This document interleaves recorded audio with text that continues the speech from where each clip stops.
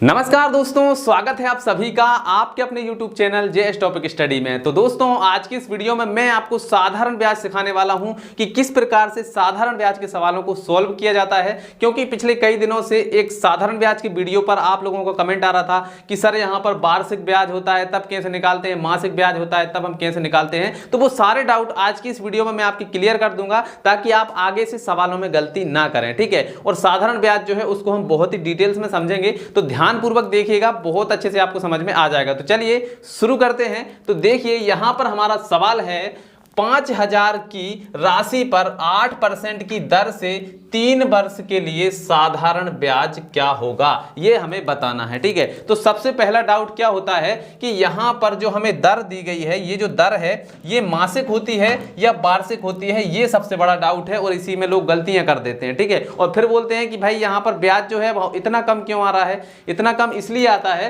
क्योंकि यहां पर देखिए ये जो दर है ना, ये यहां पर लिखा नहीं हुआ है कि ये मासिक है कि वार्षिक है। तो हमें इसको क्या मानना है, इसको मानना है वार्षिक, ठीक है। क्या मानना है, इसको हमें वार्षिक दर मानना है, ठीक है। तो ये जो दर है ये क्या है, वार्षिक है, ठीक है। तो ये हमारी वार्षिक दर है। तो आप यहां पर इसका ध्यान रखिएगा कि दर में अगर कहीं पर भी लिखा ना हो कि भाई ये मासिक है कि वार्षिक है, तो आपको उसको वार्षिक ही मानना है, ठीक है। तो ये आपका एक डाउट क्लियर हो गया। चलिए अब सवाल को हल करते हैं और जैसे जैसे डाउट आएंगे वो मैं आपकी क्लियर करता हुआ चला जाऊंगा, ठीक है। तो यहां पर देखिए सवाल हमारा क्या बोल रहा है कि 5,000 की राशि पर 8% की दर से 3 वर्ष के लिए साधारण ब्याज क्या होगा, ठीक है। तो सबसे पहले जो जो चीजें हमें दी गई हैं वो हम लिख लेते हैं। तो सबसे पहले देखिए क्या है, मूलधन, ठीक है। मूलधन क्या होता है, जो राशि हम उधार लेते हैं, ठीक है। जो राशि हम उधार लेते हैं या देते हैं वो क्या होती है, मूलधन होती है, ठीक है। तो ये हम लिख देते हैं भाई मूलधन। मूलधन हमें कितना दिया गया है, 5,000, ठीक है। 5,000 जो है वो है हमारा मूलधन। तो ये हो जाएगा भैया मूलधन हमारा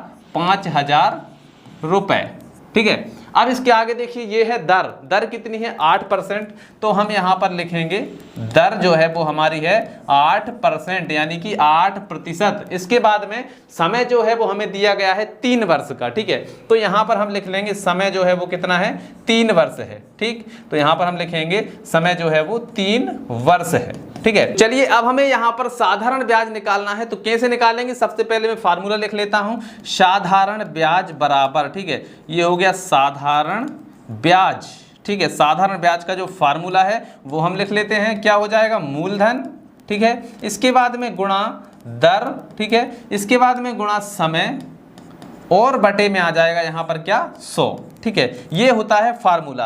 अब जैसे हम गांव में किसी को ब्याज से पैसे देते हैं या फिर उधार लेते हैं, तो वहां पर ये वाला जो फार्मूला है ना वो काम नहीं करता। क्यों नहीं करता, क्योंकि वहां पर जो दर होती है वो मासिक होती है। अब मासिक दर में जो ब्याज होता है वो बहुत तेजी से बढ़ता है। कई बार आप देखेंगे कि भाई किसी से हमने उधार लिए और ब्याज जो है वो एकदम से बहुत ज्यादा बढ़ जाता है, ठीक है। तो वहां पर क्या होता है, मासिक तरीके से बढ़ाते हैं। एक बार हमने भी ले लिया था, उलझ गए थे भाई, बहुत मुश्किल से वो जो कर्जा है वो पटाया था, ठीक है। तो आपको ऐसा नहीं करना है, किसी से भी ब्याज लो तो वार्षिक ब्याज पर लो। बैंक कभी भी ब्याज देती है तो वो वार्षिक दर से देती है, ठीक है। तो वार्षिक वाला जो होता है उसमें ब्याज जो है बहुत कम, धीरे धीरे बढ़ता है। लेकिन यहां पर क्या होता है, जैसे आप किसी पड़ोस वाले से ले लेंगे तो वो मासिक लगाएगा और आपकी जो है वो बहुत ज्यादा हानि हो जाएगी, ठीक है। तो आपको ऐसा क्या करना है, आपको यहां पर जो है हमेशा वार्षिक निकलता है, इसलिए क्या होता है, ब्याज कम होता है, ठीक है। तो यहां पर मूलधन कितना है, सबसे पहले रख दीजिए 5,000। तो ये हो गया 5,000 रुपए। इसके बाद में दर कितनी है, दर है भैया 8%। तो ये हो गया 8। इसके बाद में समय कितना है, 3 वर्ष। तो यहां पर आप लिख दीजिए 3, ठीक है। और बटे में हमें कितना दिया गया है, 100 है। तो ये हो गया 100। बस इसको आप जैसे ही हल करेंगे आंसर आ जाएगा, ठीक है। तो यहां पर देखिए 2 जीरो से 2 जीरो काट दी, ठीक है। अब जो बचा हुआ है उसको क्या कर लीजिए, गुणा कर लीजिए, ठीक है। तो इसको हम गुणा करेंगे तो यहां पर देखिए क्या आ जाएगा, ये है हमारा कितना, 50, 8 और 30, 8 और 3, ठीक है। तो यहां पर देखिए 50 गुणा 8 गुणा 3, नीचे वाला तो काम खत्म हो चुका है, नीचे वाली संख्या कट चुकी है। इनको गुणा करिए तो यहां पर देखिए 8 दिया हो जाएगा 24। तो ये हो गया कितना, 24 और गुणा यहां पर हो गया 50, ठीक है। अब इनको गुणा कर लीजिए, क्या आ जाएगा, देखिए 0 की 0 आ जाएगी, 5 चुकी 20 की 0 और हासिल आ जाएगा 2, ठीक है। और यहां पर 5 दूनी 10 और 2 12। तो ये हो गया हमारा 12 100। ठीक है, तो ये हमारा जो ब्याज है 3 वर्ष में सिर्फ कितना ब्याज बना है 1200 रुपए। लेकिन अगर यही दर मासिक होती तो ये 12,000 हो जाता। फिर आप बोलते कि हाँ ये सही है, लेकिन यहां पर क्या है कि भाई 1 वर्ष का कितना लग रहा है, 1 वर्ष का इसमें आप निकालेंगे 3 से भाग देंगे तो 400 रुपए बनेगा। ठीक है, तो यहां पर जो है, यहां पर जो 3 वर्ष का ब्याज है कितना बना है 1200 रुपए बना है। ठीक है, इसमें कम बनता है तो यहां पर हम लिख देते हैं भाई जो ब्याज है वो कितना हो गया हमारा 1200 रुपए हुआ है 3 वर्ष में, क्योंकि ये जो है ये वार्षिक दर से है। ठीक है, मासिक दर से होता तो ये बहुत ज्यादा होता। ठीक है, चलिए अब जो है हम दूसरे सवाल को सोल्व करेंगे। ये वाला जो सवाल है आपको समझ में आ ही गया होगा कि किस प्रकार से हमें सोल्व करना है। एक और सवाल करते हैं इसी टाइप का, जिससे आपको और भी अच्छे से समझ में आ जाएगा। ठीक है, तो ये है हमारा दूसरा सवाल आपके सामने। ठीक है, चलिए दूसरे सवाल को हम सोल्व करेंगे। तो देखिए दूसरा सवाल आपके सामने आ चुका है। यहां पर देखिए क्या पूछा गया है, 4000 रुपए की राशि पर 3 वर्ष में 6% वार्षिक दर से साधारण ब्याज की राशि क्या है। अब देखिए यहां पर हमें बता दिया गया है कि भाई जो दर है वो कितनी है, वार्षिक है। ठीक है, अगर यहां पर वार्षिक ना भी लिखा होता तब भी हम इसको क्या मानते, वार्षिक ही मानते। लेकिन अगर यहां पर मासिक लिखा होता तो फिर हम इसको क्या मानते, मासिक मानते, मतलब ये 1 महीने की दर होती। ठीक है, तो यहां पर वार्षिक है तो वार्षिक मतलब हम वार्षिक ही निकालेंगे। ठीक है, चलिए अब हम इसको सॉल्व करेंगे। ठीक है, तो जो जो चीजें हमें दी गई हैं उसको हम नोट कर लेते हैं। तो सबसे पहले देखिए ये क्या है, हमारा मूलधन है, कितना है 40,000 रुपए। ठीक है, तो यहां पर हम लिखेंगे मूलधन, मूलधन जो है वो कितना है 40,000 रुपए। ठीक है, इसके बाद में यहां पर दर हमारी कितनी है 6%, तो ये हमने लिख दिया भाई जो दर है वो है 6%।